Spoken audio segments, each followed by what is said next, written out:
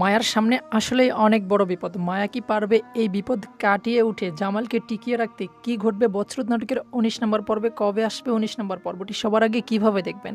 সে সমস্ত বিষয় আজকের এই ভিডিওটিতে জানানোর চেষ্টা করব। ইতিমধ্যেই ১৮ নম্বর পর্বটি ইগল ইসলামিক নাটক ইউটিউব চ্যানেলে আপলোড করা হয়ে গেছে। যারা এখনও ১৮ নম্বর পর্বটি দেখেননি, এখনই দেখে আসতে পারেন ইগল ইসলামিক নাটক ইউটিউব চ্যানেল থেকে। আর যারা অলরেডি দেখে ফেলেছেন অবশ্যই কমেন্ট করে জানাবেন বছরত নাটকের ১৮ নম্বর পর্বে মায়ের অভিনয় কেমন ছিল, এমনকি মরিয়মের অভিনয় কেমন ছিল। এই মরিয়ম কিন্তু যে কোনো মূল্যে আবার ওই হাসপাতালে প্রবেশ করে জামালের কান ভারী করতে থাকে। অন্যদিকে জামালের সৎমা নার্সদেরকে টাকা দিয়ে মায়ার নামে মিথ্যা অনেক কিছু বানোয়াট বলে নেয়, এমনকি জামাল সেটা বিশ্বাসও করে ফেলে। এইটাই কিন্তু দর্শকরা অনেকটা ক্ষোভ প্রকাশ করেছে যে জামাল একটুতেই অন্ধবিশ্বাসের মতো সৎমায়ের কথা সব কিছু কেন মেনে নেয়। মায়াকে জাজ করার পর্যন্ত সময় কিছু মনে করে না যে মায়াকে আসলে বলে দেখি মায়া এই কাজ করছে কিনা। জামাল কখনোই এইটাই করেনি। ১ থেকে ১৮ নম্বর পর্ব পর্যন্ত এমনটাই দেখে আসতেছি যে মায়া প্রতিনিয়তই অপমানিত, লাঞ্ছিত হচ্ছে এবং এই অপমান, লাঞ্ছনা, কষ্ট সব কিছু ধারণ করেও শুধুমাত্র জামালকে সেভ করার জন্য, জামালের সঙ্গে থাকার জন্য এত চেষ্টা করতেছে মায়া। এবার কি মায়া পারবে জামালের সঙ্গে নিয়ে একসঙ্গে বসবাস করতে, নাকি জামাল আবারও মায়াকে ঘাড় ধাক্কা দিয়ে বের করে দিবে? অন্যদিকে মরিয়ম তো বসে থাকবে না। মরিয়ম চাচ্ছে যে কোনো মূল্যে মায়াকে চুলের মুঠি ধরে হলেও এই বাড়ি থেকে বের করে দিবে।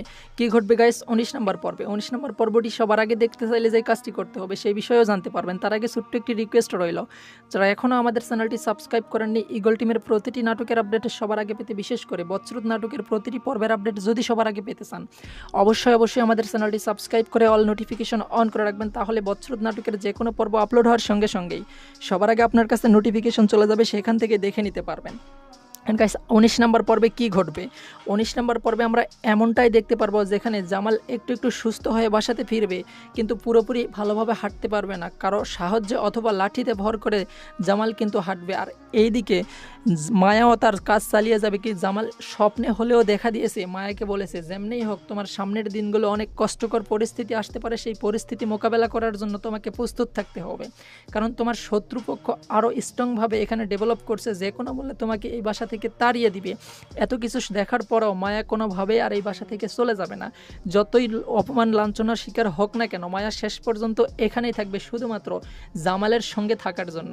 অন্যদিকে শেষ পর্যন্ত কিন্তু এই মায়ের বিজয় হবে। তবে ১৯ নম্বর পর্বেও মায়ার সেই সফলতা আপনারা দেখতে পারবেন না। ১৯ নম্বর পর্বে এসব কিছু মিলেই জামাল হাসপাতাল থেকে বাড়ি আসবে, এমনকি মায়া এবং মরিয়মের সময় বাঘ বিতরঙ্কা হবে। সব কিছু মিলে ১৯ নম্বর পর্বটি অনেক ইন্টারেস্টিং হতে চলেছে।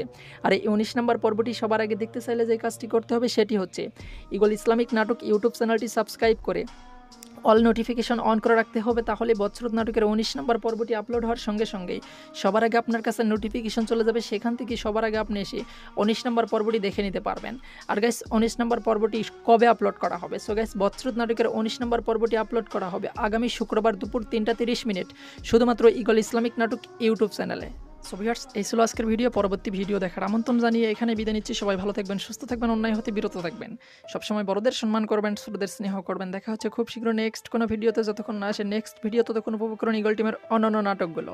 দেখা হচ্ছে খুব শীঘ্র নতুন কোনো ভিডিওতে। ধন্যবাদ সবাই।